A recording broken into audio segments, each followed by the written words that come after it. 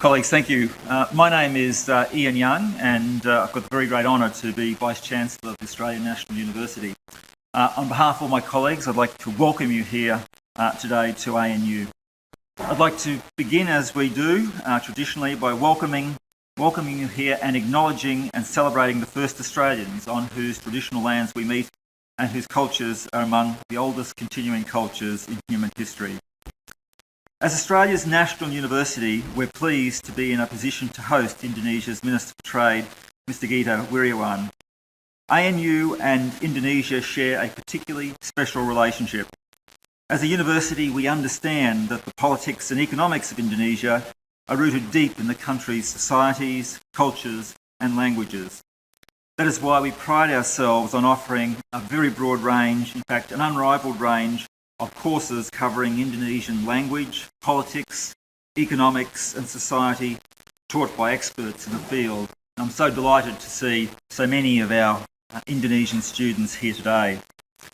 ANU has a wide-ranging number of collaborative links with Indonesia, specifically with a range of Indonesian universities, think tanks, the government itself and the Parliament of Indonesia, and also a range of social organisations.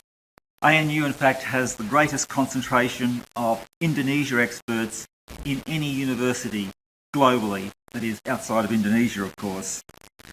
The university is particularly proud of its long-standing Indonesia project and the Bulletin of Indonesian Economic Studies, which it produces, and its signature annual conference, the Indonesia Update, which draws large numbers of people from both Australia and Indonesia. In fact, last month we hosted the latest Indonesia Update, which looked at the state of education in Indonesia. This is a particularly important issue, I'm sure, Mr. Wirjawan, given, as I understand it, you're currently developing 1,000 preschools throughout Indonesia. As our closest neighbour, it is vital that we continue to nurture the important relationship between our two countries. Notwithstanding the wide array of existing links, ANU is certainly very keen to deepen its ties with Indonesia even further. With that in mind, could I ask you to please welcome my colleague, Andrew McIntyre, the Dean of the ANU College of Asia and the Pacific. Thank you, Ian. Good afternoon, one and all. It's my privilege to be able to formally introduce Pak Gita Wirjawan. Pak Gita is famous in Indonesia and internationally for all sorts of reasons, for many reasons. He's currently famous as Indonesia's Trade Minister, a role he's occupied since 2011. And before that, he was famous as Chairman of Indonesia's Investment Coordinating Board. These are two key economic roles in government, and in both of them, he's been very active in striving to, I guess you could say, leverage Indonesia's global profile as a part of the global economy that's vibrant and a great place to come and invest and be engaged commercially. He's obviously a key player in President Yudhoyono's administration, and he is, in effect, the international economic face of the government of Indonesia. He's here in town today. You might expect people come around the world just to come to the ANU. Fortunately, he's able to do some other business while he's here. He's been visiting his counterpart, Craig Emerson, earlier today, having some bilaterals. I said he's famous for many reasons. Before he was famous as Trade Minister and Chairman of the BKPM, he was already famous for his accomplishments in the business world. Pak Gita, I won't go through the whole list, but Pak Gita has been President Director of JP Morgan Indonesia, held key roles in Goldman Sachs, in Pertamina, a giant oil company, and then established his own private investment company, Ancora Capital, focused on the natural resources sector. And if that's not enough reasons to be famous, Pak Gita is also something of a Renaissance man, very active as a philanthropist and as a supporter of what you might think of as various community causes. He established the Ancora Foundation, which has made gifts to major universities. Not all of the major universities. But major universities, it's okay, life is long. Major universities around the world, including his alma mater, Harvard University. And running through these initiatives is this constant emphasis on helping young Indonesians. And he's established charitable institutions to help young Indonesians interested in golf, young Indonesians interested in music.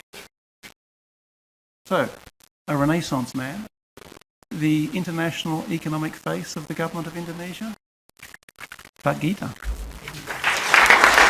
Look, I want to first thank Ian and Andrew for making this possible, for me to speak at this great university, the Australian National University, which I know is affiliated with many great minds, Prime Ministers of Australia, Nobel laureates, and of course a few ministers in the Indonesian government.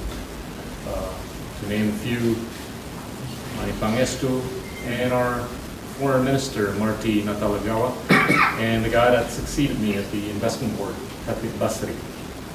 I know many others have come and graduated from the school, and successes can be attributed to this university.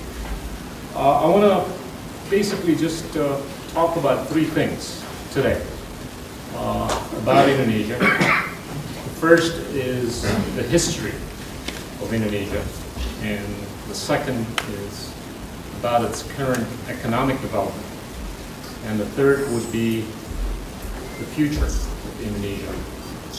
I think we all know, if we go back a few billion people to the first millennium, to be exact, around the 7th and 8th and 9th centuries, Indonesia was able to mark itself on the global map by way of its magnificence. This was around the times of the Sriwijaya Empire and Kingdom, followed thereafter by the Shalendra dynasty, which basically was marked by the success of having built the largest Buddhist temple in the world, entitled Borobudur, in what is now called Magelang, which is located in the central part of Java.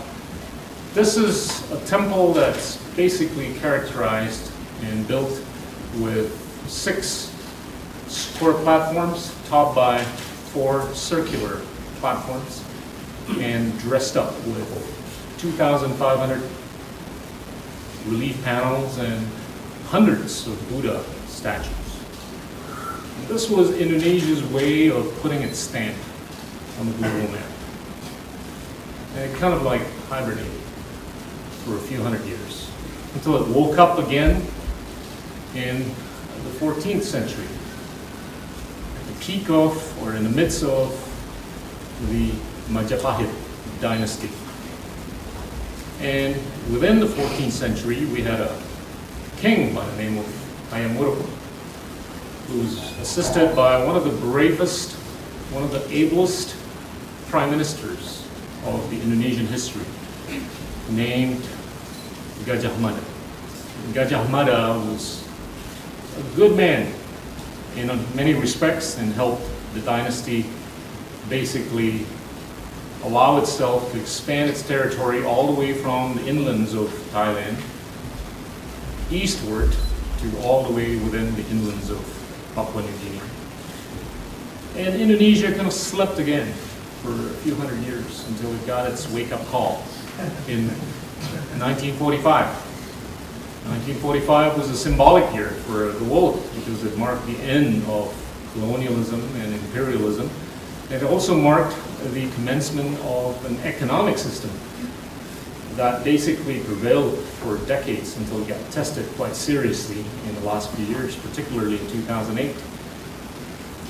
And it kind of like evolved, and I think the characterization of the leaderships of Indonesia since it woke up in 1945 would have been threefold. The first was when Sukarno ruled for decades and The kiss of death was anybody that basically challenged the revolutionaries. And that was the bad word. And it evolved to the next era of Suharto, who ruled for a little over 30 years, and the kiss of death, or the C word, was communism. Anybody that was a communist was deemed against the government, was deemed bad, and had to be getting rid of.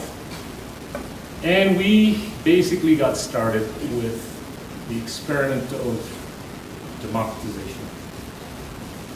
And by way of the transition, spearheaded by Bibi, then followed after by Gus Dur, and Megawati, we began the process of democratizing. And it got to near perfection when the guy by the name of Susilo Bambang Yudhoyono got elected democratically, directly. And this was in 2004, where he began the process of perfecting the democratization. Where we are today, I think, has a lot more maturity in terms of our democracy compared to where we were in 2004, where we were in 1998. I was there in 1998 as a banker when we went through the difficult times of the Asian financial crisis. My salary in real terms or in dollar terms dropped by 85%. Some of you don't know what it feels like when your salary drops by 85%. I can tell you it felt pretty bad. And that motivated me to go back to school. But Indonesia has gone from being economically and politically moribund to being a story that I think more and more people around the world want to hear about in a good way.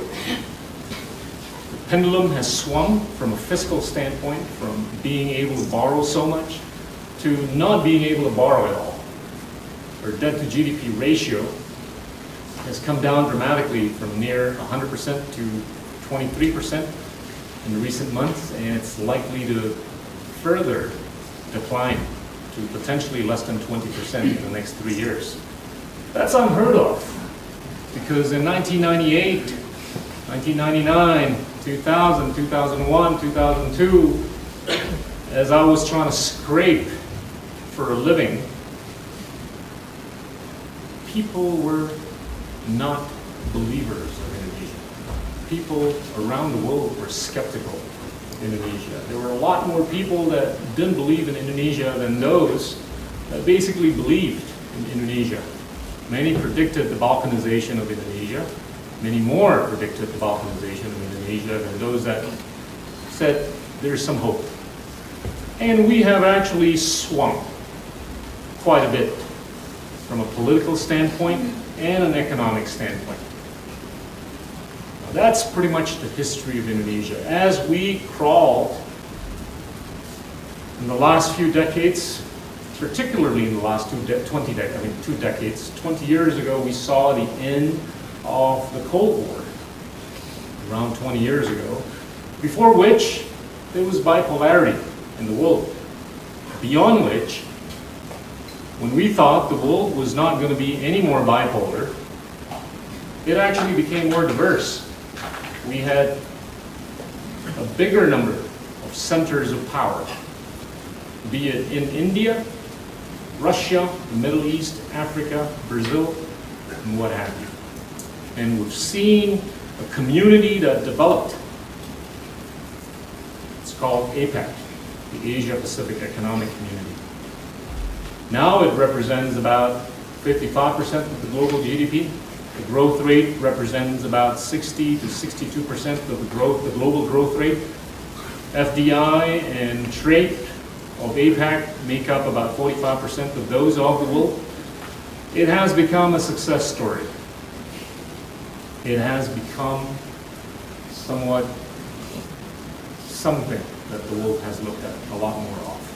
And this would have been a byproduct of the stabilization that we've seen in the past decades. Whether it was started out by the end of the Cold War about 20 years ago, or by way of some of the views that many countries around the world have taken. But somehow it has happened that way. The second is with regards to Indonesia's economic development. Indonesia today is a $1.1 trillion economy on a PPP adjusted basis. Nominal, it's about 850 billion. It's the largest of Southeast Asia's economies. It represents about 40% of Southeast Asia's economy. It's pretty big. It's about 4 times the size of Malaysia, 5 times the size of Singapore on a nominal basis. Double the size of that of Saudi Arabia. But people in Oklahoma still think it's bigger than something, but much smaller than many. Why? Because people don't get it. People don't know about Indonesia. I think Indonesians ought to learn more to be like the Indians, to show their chest. You know, they need to basically be projecting themselves. They need to project Indonesia a little bit more proactively. Because we have been humbled for decades, hundreds of years. That's okay. It's actually better to be underestimated than to be overestimated.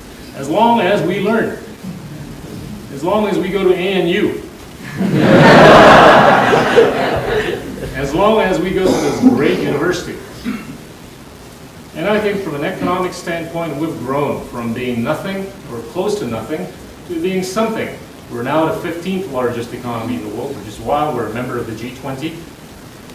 And according to some pundits, coming from Standard Chartered, from McKinsey, from Goldman Sachs, and the likes of Nouriel Roubini, they have pontificated that Indonesia's economy is likely to be the top 10 economy by 2020. Likely to be the top 5 or 6 economy by 2030. 4 weeks ago, McKinsey published a report, which is glowing. And I always tell people, we didn't pay them anything to come out with this report. They've probably been listening to some of my speeches, but they finally got it. This is an economy that's likely to grow from 1.1 trillion US dollars to potentially 6 or 7 trillion dollars by 2030. Unreal. Who in Java or Papua would think that our economy would be as big as $7 trillion? Nobody. They don't get it. They don't even know that we're a member of G20. Well, much less, they don't know what G20 means. It's our job to tell them what it means. It's our job to tell them that we're a member of the G20. Now, imagine this. This is an economy that's going to go on this trajectory to about 6 or 7 trillion dollars by 2030. That's going to go to about $3 trillion by 2020. It's a lot of donuts. And this economy sits on, I think, a pretty sexy fiscal posture. It's got a debt to GDP ratio of 23%. On a continuing declination to less than 20% in the next 3 years. It has been able to manage its monetary situation relatively efficiently and effectively. Inflation last year was managed at about 3.79%, and we're likely to be able to manage inflation at less than 5% today, this year, next year, and the years after. I always tell people that a good chunk of the consumer price index comes from chili. We eat a lot of chili. We eat a lot of spicy food. And I was telling people that chili contributed to about 8.86% of the inflation last year. It tells you about how much chili we eat. But it also tells me and you that we've got the wherewithal to manage inflation. We just have to eat less chili. And we've got to be able to manage some of the other things. The other things include the volatilities of food prices in general and the volatilities of commodities prices. So we've got the fiscal story and we've got the monetary story, but we've also got what I call the demographic story. Indonesia sits on a pretty fantastic demographic dividend. All you guys and all the others in Indonesia are what I call the Lady Gaga generation. The Justin Bieber and Selena Gomez generation. These are the guys who crave to listen to Lady Gaga, Jay-Z, Justin Bieber on their iPods. 60% of our population are younger than 39 years old. 50% of our population are younger than 29 years old. And the good news is, Indonesians love to reproduce. At the rate we reproduce, we're going to be able to maintain our demographic profile 10 years from today. Meaning, 10 years from today, 60% of our population then will be younger than 39. 50% of our population will be younger than 29 years old, 10 years from today. Imagine that. Now, what we've got to make sure is that they don't just listen to the iPods. They go to ANU. They go to all the good universities around the world, including those in Indonesia. They get fed right with enough protein. A lot of beef. I know.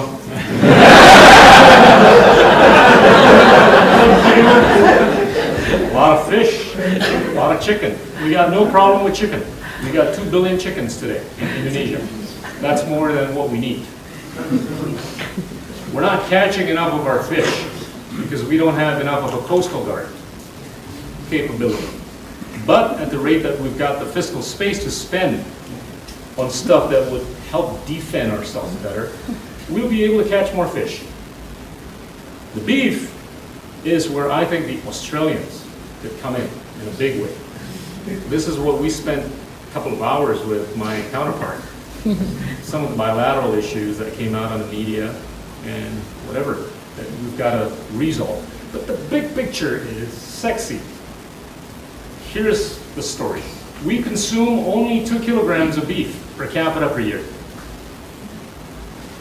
2 kilograms per person. The Germans, they eat about 40 kilograms of beef per capita per year. And I always kid with my German friends, that's why you make a Mercedes-Benz. We don't eat enough protein that we can't make any Mercedes-Benz. We've got to be smart enough to make Mercedes-Benz, and in order to be smart, we've got to eat a lot of protein. Now, if we were to just ramp up our consumption of beef from 2 kilograms to 20 kilograms, the price of beef in Indonesia today is about $7 per kilogram. $7 times 20 kilograms times 250 million people. That's $35 billion per year. Just on the meat. Before we get to the dairy, before we get to the leather, before we get to the, Indonesians, they love sop buntut. Before we get to the oxtail.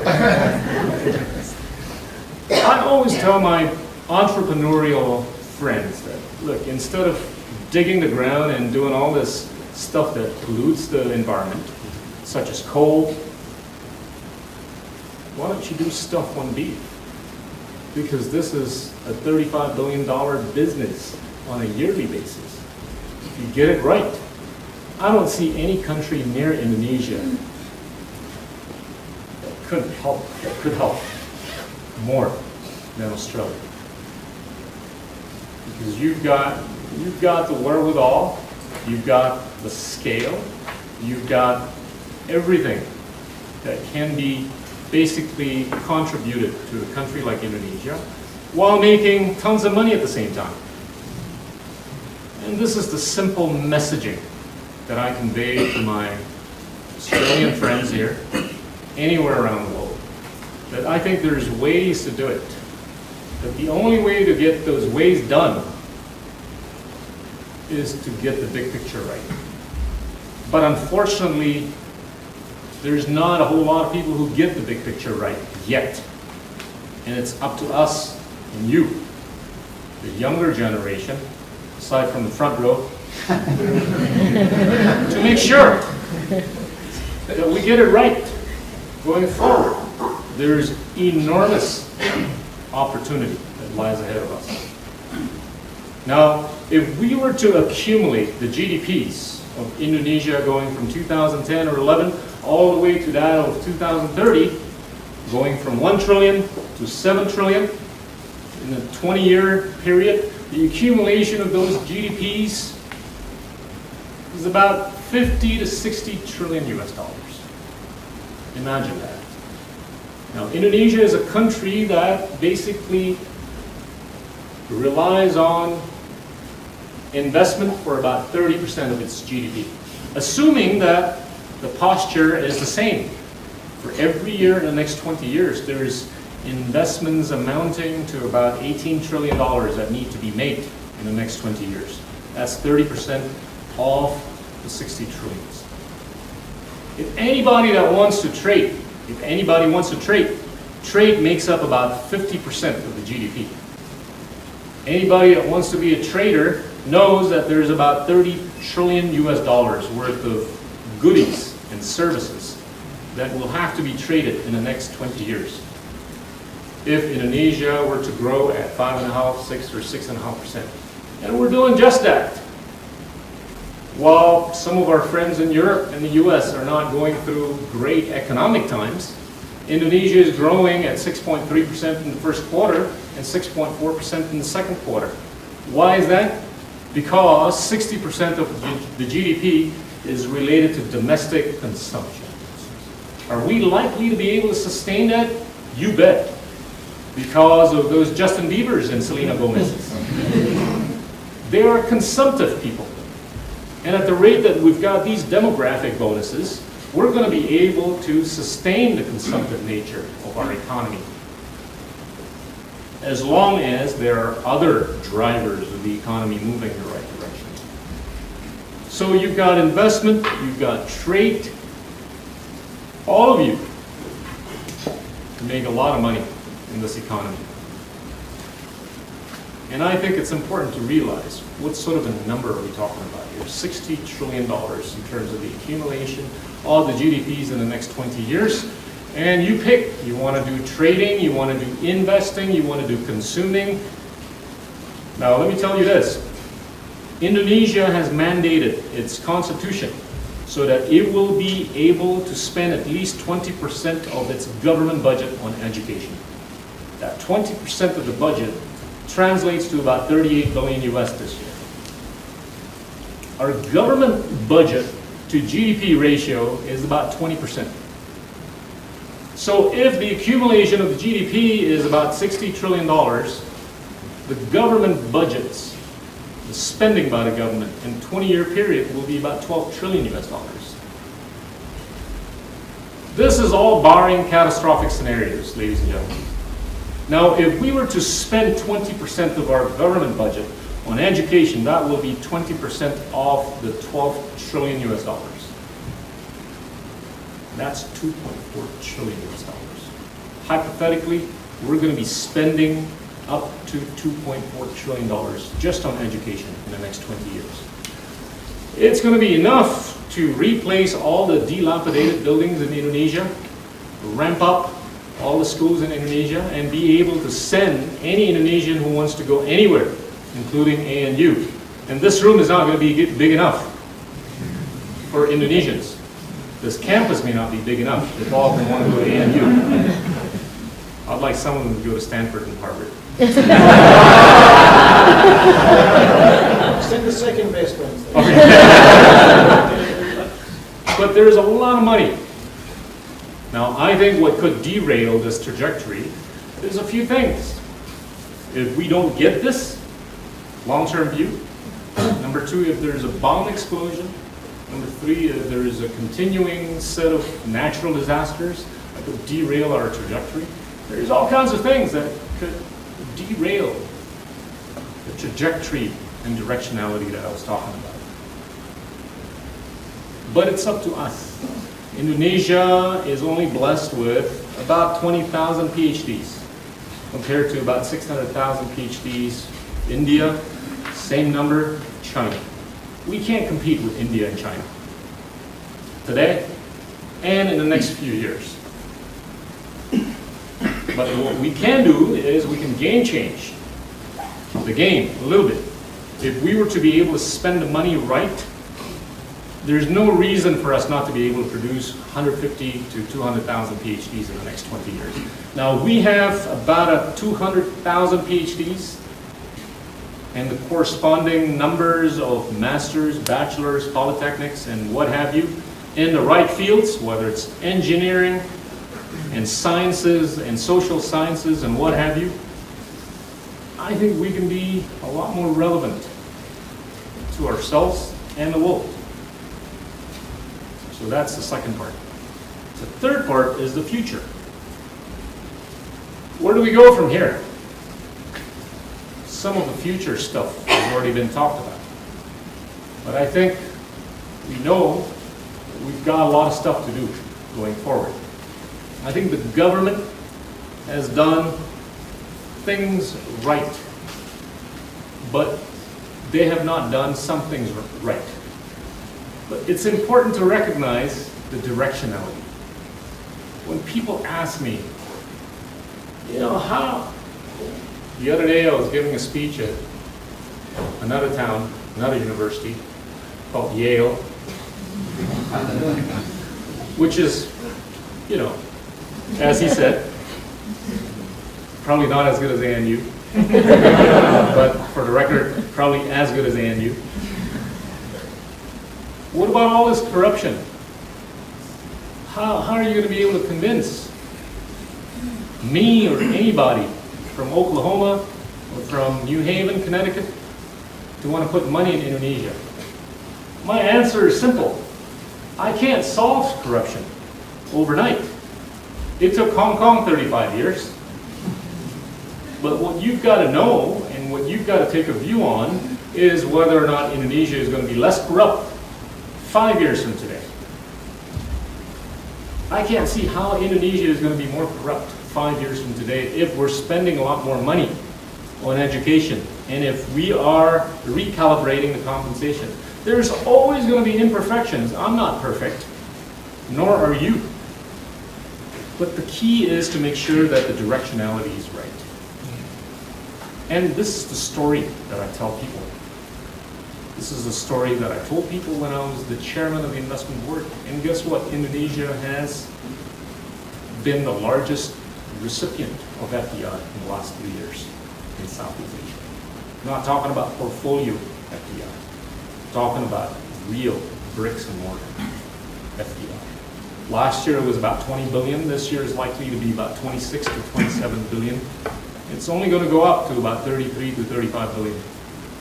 And the other thing is, we've got to be able to maintain the trajectory on where money goes. And so far, money has gone to the right places. In 2009, only 18% of total money invested in Indonesia went to outside Java. That 18% went up to 33% in 2010. 33% of the total capital formation took place outside Java. In 2011, it went up to 41%. In the first semester of this year, it went up again to 45%. What does that mean? People in Flores, in Papua, in Maluku, Kalimantan, Sumatra, Bali, they get it. They get the 21st century. Look, Indonesia the last 14 years was not short of surprises and aberrations. But I can assure you, if we do this right going forward, I think we're going to be less anachronistic. Because we're seeing the numbers pointing in the right direction. And I do believe that if we use the fiscal space right for the hard stuff in terms of building the infrastructure, the roads, the power plant, the railroads, the ports, the airports, and also the soft stuff, the healthcare and the education. And by making sure that the decentralization of money spending takes place the right way, I think democratization is likely to go in the right direction. There's going to be fluctuations, but as long as the directionality is that way. And that's going to speak for the economy. So do I believe that Indonesia has got a chance of becoming the number 7 economy by 2030? I believe it to some extent. And I'll believe it more if you believe it. Do I believe that money is going to continue being put in the right places outside Java? Yes. I'm seeing that. Regional leaders are participating. So what we've got to make sure is that the future of Indonesia is one where we do the economic sizing properly, but also being sensitive to other things that are important, one of which is the environment. The President has been bold in saying that we want to be pioneering in showing environmental friendliness.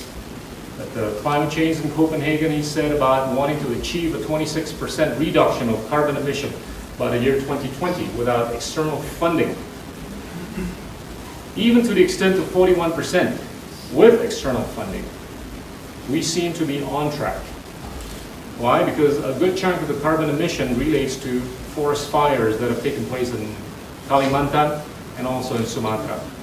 Much of that has been stymied. And we have begun the process of planting about 1 billion trees a year. We've planted about 3.5 billion trees so far in the last few years. I think we're going to get there. But we're only going to get there more probably if more and more Indonesians take part in this. But more importantly, more Indonesians socializing it to their fellow citizens around the world, including the Australians, that Indonesia matters. Ladies and gentlemen, that's the story of Indonesia. Thank you.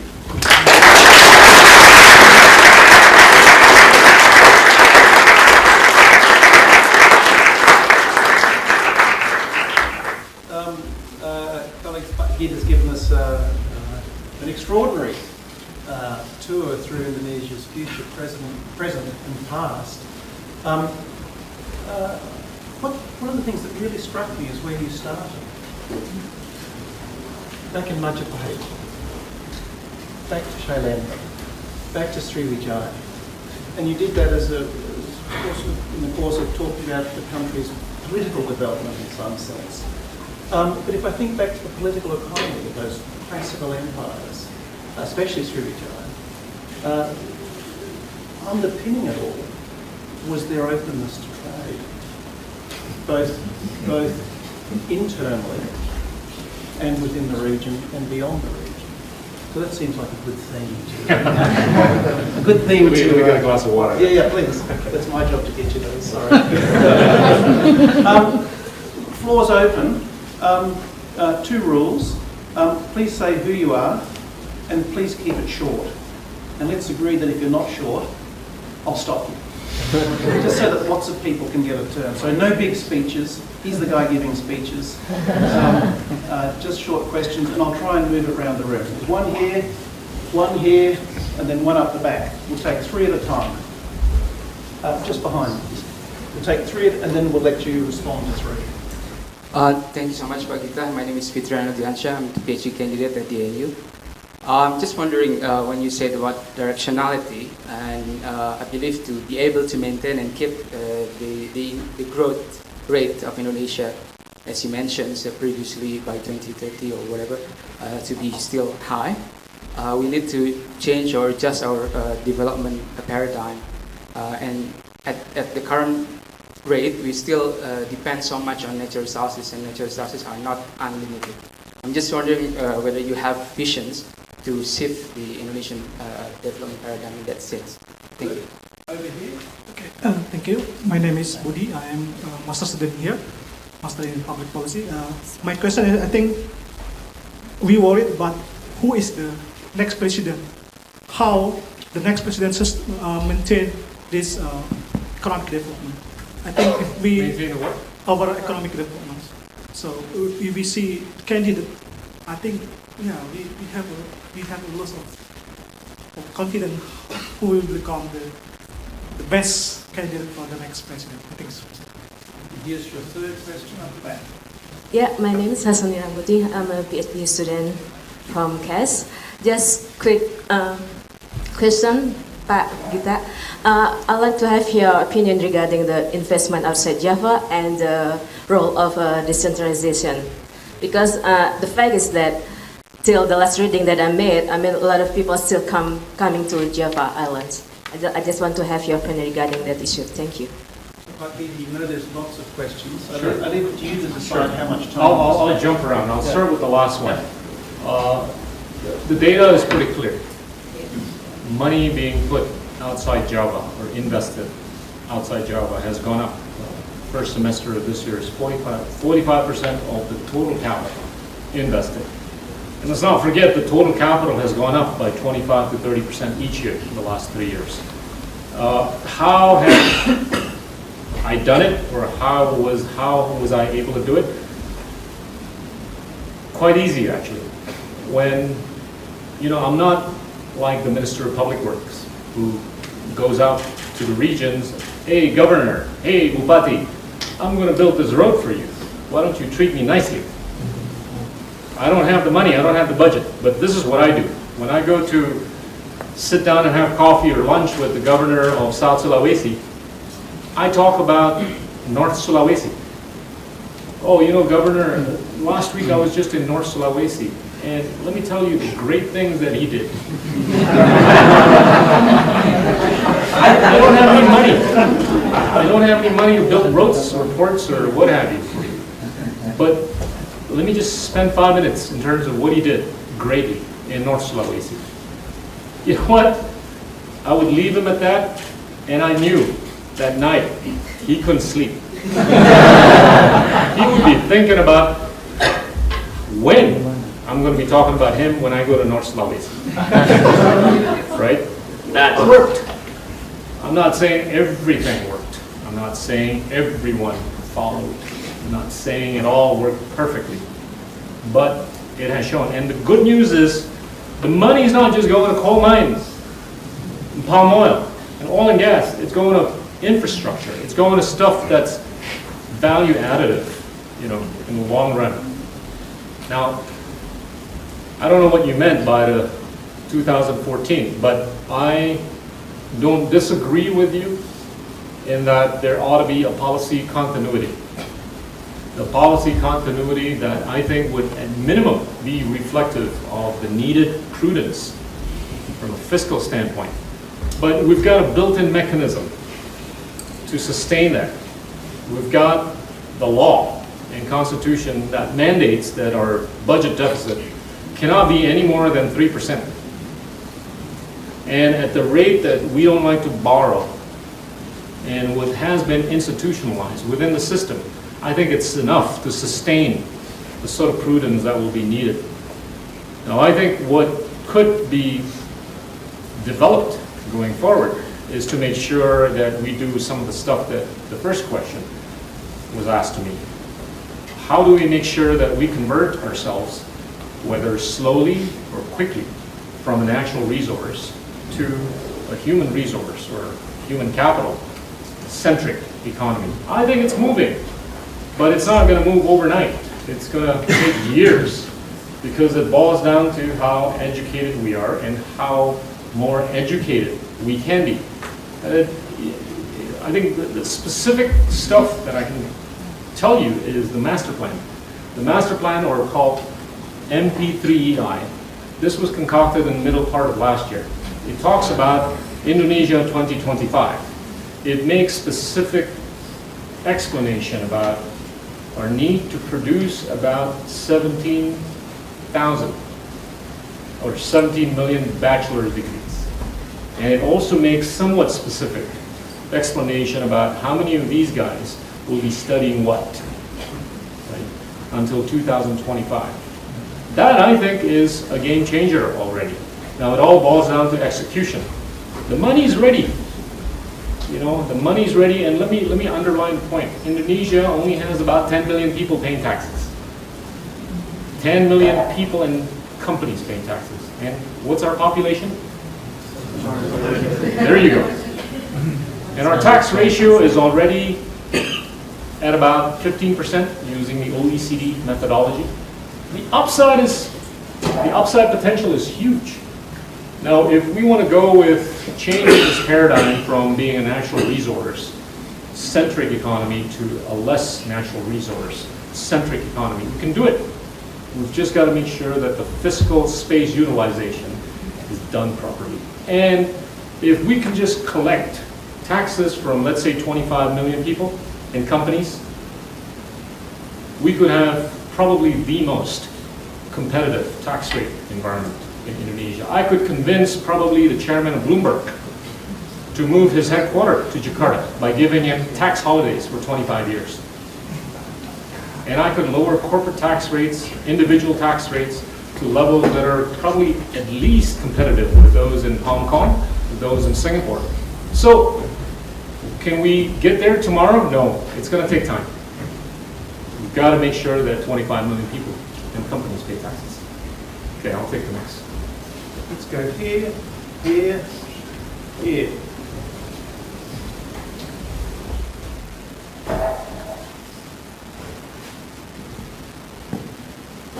Thank you. My name is Marlisa. I'm from Harvard School and I'm from South Sulawesi as well. Anyway, you mentioned about Indonesia's... That story wasn't real, by the way.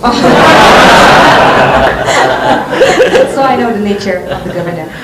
Anyway, you mentioned how Indonesia's economic projection in the future can be boosted by investment and trade. But one thing to be taken into account is the presence of small medium enterprise that really enforced and helped to recover our economy during economic turmoil in 1998 and 2008. So I would like to ask your projection. How is the existence and the further role of small medium enterprise in actually boosting our economic trajectory in the future? Thank you. Thank you very much. It's a very interesting presentation on a lot of issues, of which several have been responsible, relevant to my portfolio. My name is Kane Preston Stanley, work for the federal government. The thing I found most interesting was your reference to Indonesia's demographics as an advantage, large population growth, about the fourth largest population in the world,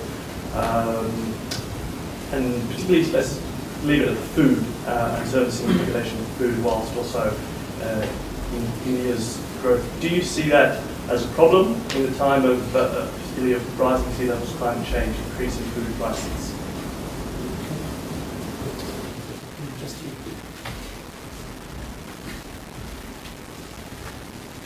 William Berchera. I'm a LLM candidate in petroleum law and policy at the University of Dundee. A few years ago, I think it was in 2006 or 2007, the Indonesian government signed the European Energy Charter, sort of initiating what the European Energy Charter, starting what would be the first step in the process of what's known as the Energy Charter Treaty process. I was just wondering if there is likely to be any more movement on that, because nothing's happened for several years. The Energy Charter Treaty is a trade and investment. It's a multilateral equivalent of a bilateral investment treaty specific to the energy sector. Thank you. On the first one, less than 20% of our population have access to financing. Okay? Loans and all that. And those that don't have access, which is more than 80% of our population, are women and SMEs. And I've been quite vocal about this at the G20 meeting and at the ASEAN summits. And when we talk about financial inclusion, this is what you raised.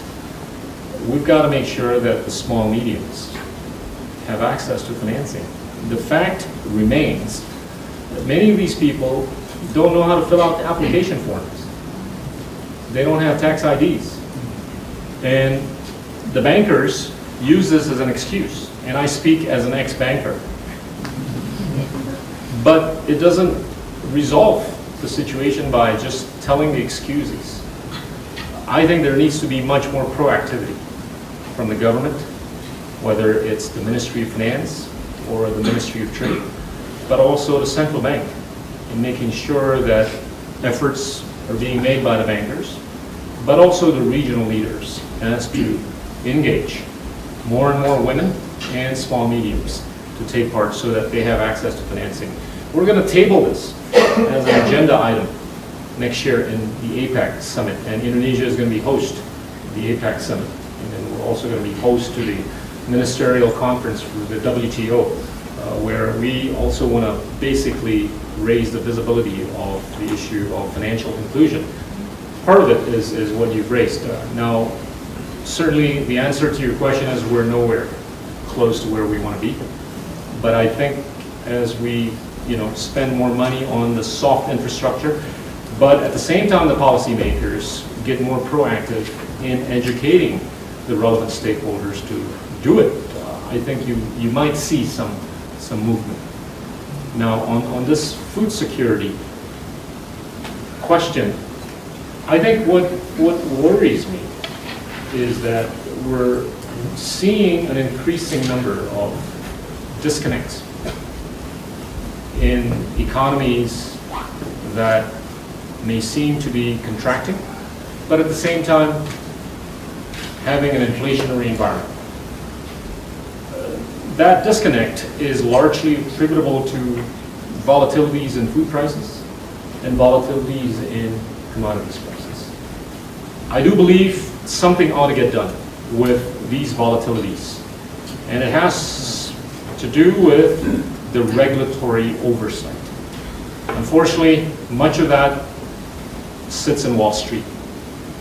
The daily demand for oil is about 70 to 80 million barrels, but the actual transaction is about 2 billion barrels because of the futures and the derivatives involved. A lot of that is taking place or transacted in the place that I used to work. And that ought to get managed better. Similarly with food. The Chicago board and other commodities exchanges do incur or speculative nature transactions. Now, if this gets managed, while at the same time we take a view on where we can ramp up production and productivity in some countries. Indonesia, I think, is a country that could quite easily define food security logically, but some things are not logical. We've got water, we've got acreage, and we've got fertility, but we don't have the kind of productivity and yield for many crops, which we can certainly learn from Australia. We could quite learn from the Americans and Europeans in terms of whether it's GMO or genomics or what have you. This is, I think, something that we've got to take a view on. But without that big mama taking place on the regulatory side, it's going to be difficult for us to think about defining food security in the near foreseeable future. The last bit on energy, I'm not quite close to the situation, but I'm more than happy to look into it. But if what you're referring to is energy security and renewables and what have you, to be reflected in a new charter that would have to get signed, I'm not sure if from an ASEAN or APEC standpoint, something like that is going to get done. You want to just... It's not renewables, it's taking WTO principles and applying them to energy, because the WTO system excludes energy. So this treaty was created in the early 90s by a group of European countries and Japan. It's okay. DIT, but for energy. I get you. Essentially. But here's the thing on the WTO. You're familiar with the Doha round, right? It's going round and round. It's been 11 years. The spirit of multilateralism, single undertaking, does not seem to be working because of the gap of interest, particularly between those of the developed economies and that of where there's a lot of subsidization here in some sectors, inclusive of agriculture. Before that gets resolved, I don't think we can move on to, I think the low-hanging fruits for WTO, before we can move on to stuff like energy, would be two things: trade facilitations and LDCs, the least developed countries, where we can provide concessions for the millions of people that need it in Africa, in Laos, and some other poor countries. That's something that we want to table in the agenda next year. But before that, to try to table something related to the energy in the context of multilateralism, I think it would be far-fetched. But if we get those two things done, I think we can start talking. Colleagues, it's 4 o'clock. I know there are more questions. There'll be an opportunity for further discussion with the Minister outside shortly over snacks. But let me just, by way of closing, pull out from all the many statistics you mentioned, one ratio really jumped out at me, 20,000 to 600,000. Do you remember what that was? 20,000 PhDs in Indonesia, 600 in India and China, roughly. So India and China are, let's say, 5 to 6 times bigger population-wise. By no count are they 30 times bigger. Minister's going to be available to talk freely in 3 or 4 minutes. And in that 3 or 4 minutes between now and then, the Vice-Chancellor and I are going to have a quick word with him on the side about how ANU can make a contribution to helping with that.